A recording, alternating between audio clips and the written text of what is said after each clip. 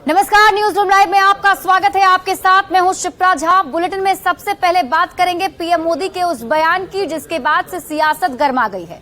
दरअसल कल बीजेपी की बैठक में पीएम मोदी ने INDIA गठबंधन को घमंडिया गठबंधन कहा था, जिसके बाद आज इस घमंडिया का मतलब समझाया है बीजेपी नेता रविशंकर प्रसाद ने।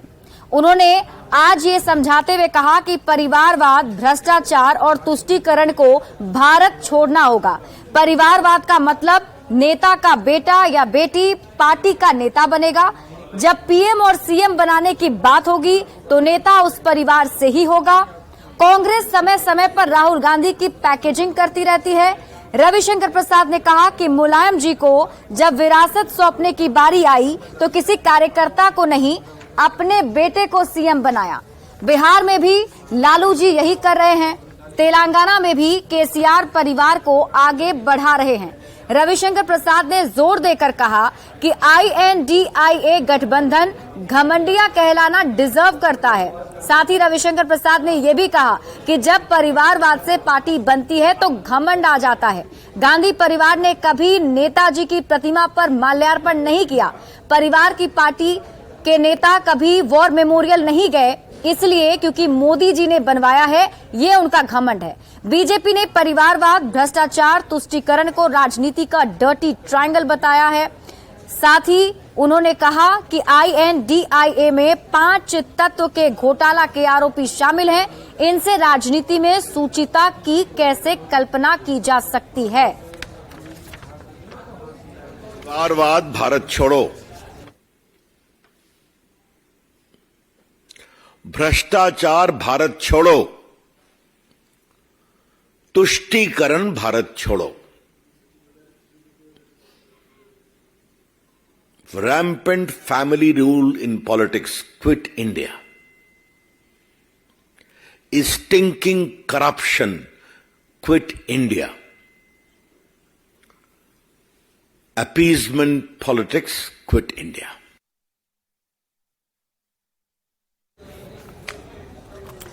और रविशंकर प्रसाद ने परिवारवाद को कैसे समझाया है, अब आप ये सुन लीजिए। परिवारवाद का मतलब क्या है? कोई किसी परिवार से जुड़ा व्यक्ति इलेक्शन लड़ता है, हमको इस पर कैसे आपत्ति कर सकते हैं? लेकिन परिवारवाद का मतलब है नेता का बेटा पार्टी का नेता बनेगा या बेटी। सिर्फ नेता ही नहीं बनेगा, वो प्रधानमंत्री भी बनेगा या प्रधानमंत्री का दावेदार होगा या मुख्यमंत्री बनेगा या मुख्यमंत्री का दावेदार होगा। इसे हम कहते हैं परिवारवाद, जहां साधारण पार्टी के कार्यकर्ता नेताओं के लिए कोई जगह नहीं है। वहीं रविशंकर प्रसाद ने राहुल गांधी पर निशाना साधते हुए पूछा है कि क्या कांग्रेस परिवारवाद से आगे बढ़ पाएगी। राहुल गांधी जी की पैकेजिंग, रीपैकेजिंग होती रहती है। कांग्रेस के लोगों को तय करना है, लेकिन कभी कांग्रेस के लोग ये विचार करते हैं कि राहुल गांधी की नेतृत्व की क्षमता कितनी है भारत ऐसे महान देश के नेता बनने के लिए।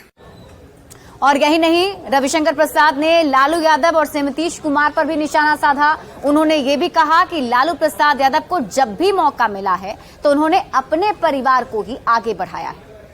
बिहार में लालू जी की पूरी चाहत है कि मेरा पुत्र तेजस्वी उप मुख्यमंत्री से मुख्यमंत्री बन जाए, और नीतीश बाबू अपने पत्ते नहीं खोल रहे हैं। अब उनकी इंटरनल पॉलिटिक्स में मुझे कुछ नहीं कहना है, वो बिहार की जनता तय कर चुकी है और जबरदस्त जवाब देगी चुनाव में। वहीं रविशंकर प्रसाद ने एक बार फिर से हमला बोलते हुए तुष्टीकरण, परिवारवाद और भ्रष्टाचार को डर्टी ट्रायंगल पॉलिटिक्स बताया और इसके मतलब भी समझाए हैं। नीतीश कुमार जवाब दीजिए जो मैं सवाल उठा रहा हूं। लालू जी जवाब दीजिए जो मैं सवाल उठा रहा हूं। तेजस्वी, अखिलेश जवाब दीजिए कि दिल्ली आप इतना आते हैं, एक बार सुभाष बोस की प्रतिमा पर आपको जाने का अवसर नहीं मिलता है। सरदार पटेल की प्रतिमा पर प्रणाम करने का आपको कोई अवसर नहीं मिलता है, वॉर मेमोरियल में जाने का अवसर नहीं मिलता है। तो जो लोग परिवारवाद की पॉलिटिक्स करते हैं उनके अहंकार तो आता ही सब क्या ही है। तो मित्र, ये बात हुई परिवारवाद की। अब मैं बाकी दोनों विषयों को लेता हूं। एक बात आप जान लीजिए, जहां परिवारवाद की नग्न राजनीति होगी उसके साथ भ्रष्टाचार और तुष्टीकरण अपने आप आ जाएगा। ये तीनों त्रिवेणी है राजनीति की, गंदी त्रिवेणी। त्रिवेणी का एक बड़ा सार्थक मतलब होता है परिवारवाद, भ्रष्टाचार, तुष्टीकरण। यह भारत की राजनीति की गंदी त्रिवेणी है।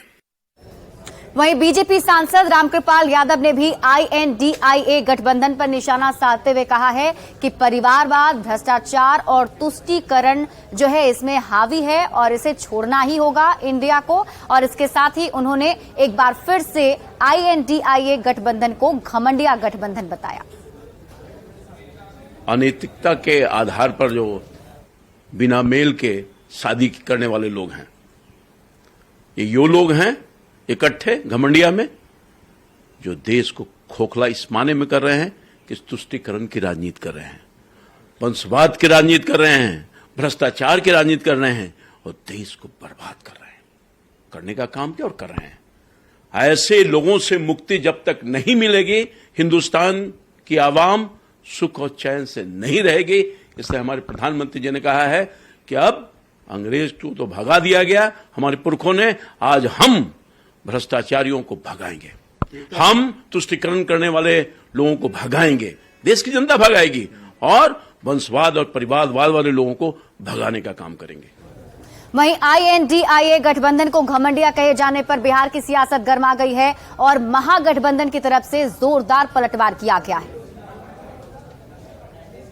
तरह से पार्लियामेंट में बहस हो रही थी मणिपुर के इशू को लेकर के, और जो विफलता रही है 9 सालों में आपके माननीय प्रधानमंत्री और भारतीय जनता पार्टी का, और निशिकांत दुबे जो अपना पहला स्पीच शुरू किया, उन्होंने साफ तौर पर एक बात को बताया जो सचमुच में उसका हम अप्रिसिएशन करते हैं, माने तारीफ करते हैं कि हमारा तो जन्म ही 1950 में हुआ है पार्टी का, तो स्वतंत्रता संग्राम के आंदोलन से हमारा क्या लेना देना।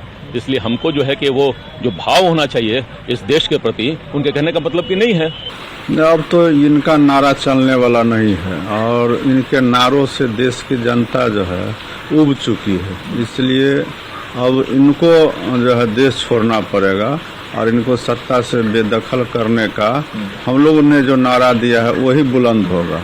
आज ही के दिन महात्मा गांधी ने जो देश पे राज कर रहा था अंग्रेजों को छोड़ने के लिए एक मुहिम छेड़ी थी, तो हम भारतीय जनता पार्टी गांव में जाके बताएंगे कि जो लोग परिवारवाद में जीते हैं, जो भ्रष्टाचार जिनमें निहित है, जो तुष्टीकरण की राजनीति करते हैं, आज संकल्प लेंगे कि इस देश से उनको भगा के रहेंगे।